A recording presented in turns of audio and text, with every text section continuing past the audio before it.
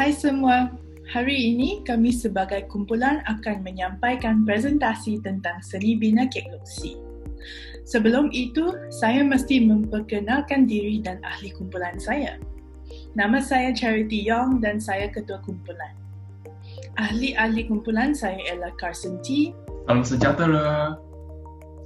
Rowena Chelsea Paul. Hai. Lee Beza. Nama sejahtera semua. Nama saya Lee Peza. Vishyani Vigneswaran. Hi, I'm Rishani from Bachelors of Education. Lily Kistina. Celine Chu. Hai. Dan Shim Yi Hui. Hai. Seterusnya, kami nak mengucapkan ribuan terima kasih kepada Encik Firdaus Ramli, pensyarah kita, yang telah memberikan panduan yang jelas dan tetap sepanjang tugasan ini. Baiklah, kami teruskan dengan kajian. Hari ini saya akan cakap pengenalan kek loksi. Kek loksi adalah kuil Buddha terbesar di Malaysia. Kek loksi diukir ke permukaan batu serta bertenggir di atas lereng air hitam.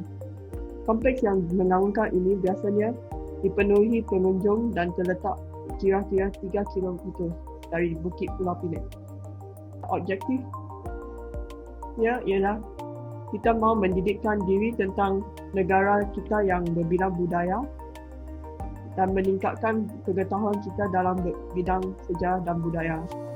Akhirnya, kita juga mahu memaklumi kita tentang tempat beribadat dengan acara-acara beragama dan perakanan yang berlaku di Kek Loksi. Kek loksi bermaksud kuil Sukavati. Namanya ialah berasal dari Selangga yang bahasa Cina, yang dikenali sebagai Hokkien. Dalam Hokkien, kek bermaksud melampau dan lok bermaksud gembira. Jadi, semasa kek dan lok mari bersama untuk menjadi kek lok, ia telah bermaksud kegembiraan tertinggi. Juga translasi Sukavati. Si bermaksud kuil.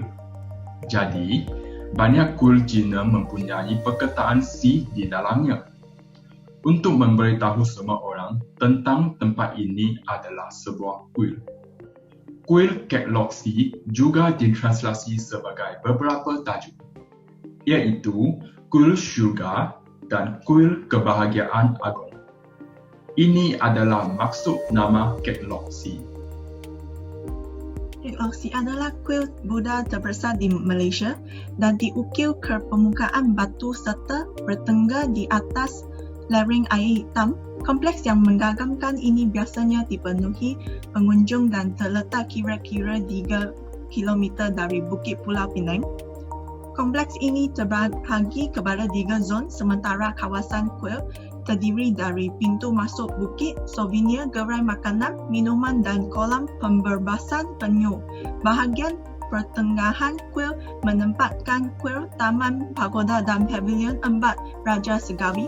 Sementara itu puncak bukit menjadi tuan rumah patung Dewi Brahmat yang sangat besar, Kuan Yin serta lebih banyak kuil.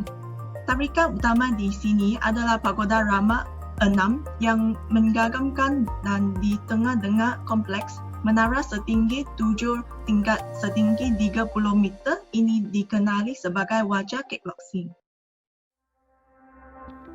Asal-usul agama Buddha. Agama Buddha mulai muncul di Malaysia pada sekitar abad ke-6 sebelum Masihi. Agama Buddha merupakan agama kedua terbesar di Malaysia selepas agama Islam. Majoriti populasi penganut ini adalah mereka dari etnik Cina yang mengikuti tradisi Mahayana. Orang Mahayana melakukan adat istiadat mereka dalam bahasa Mandarin dan pelbagai dialek Cina yang lain, walaupun ada terdapat beberapa kuil yang kini berkhutbah dalam bahasa Inggeris.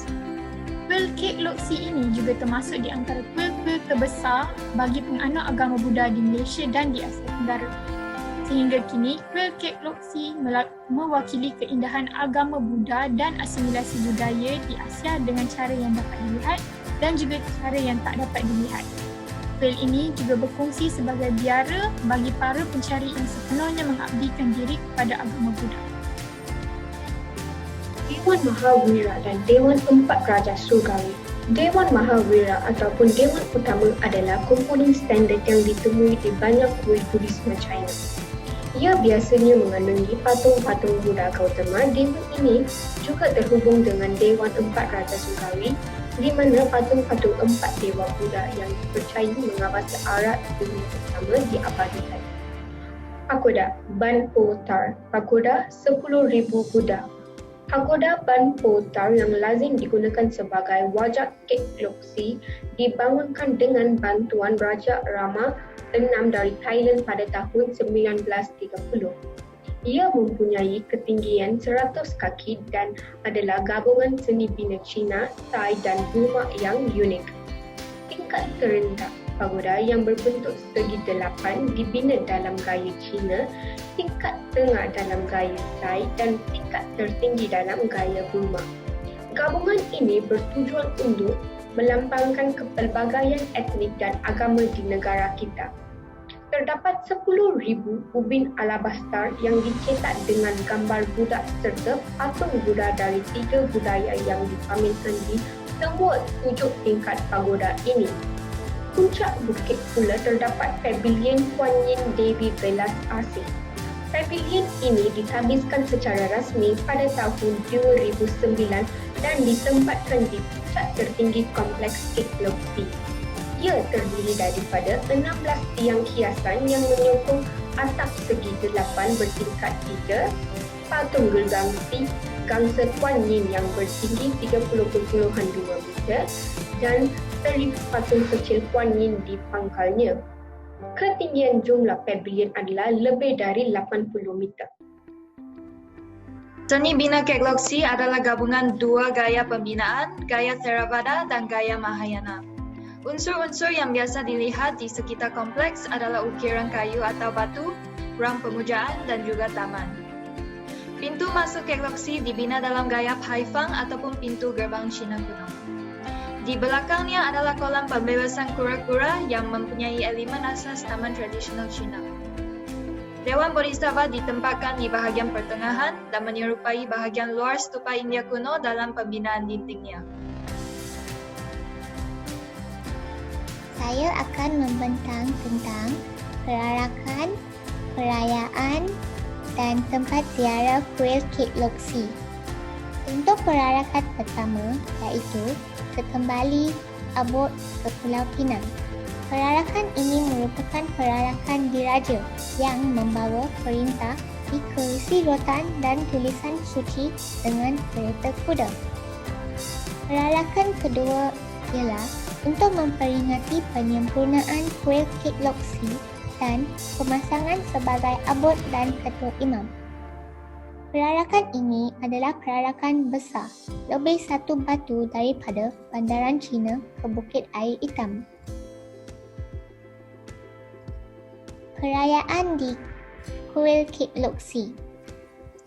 Tahun Baru Cina merupakan satu perayaan yang terkenal di kuil Kek Loksi.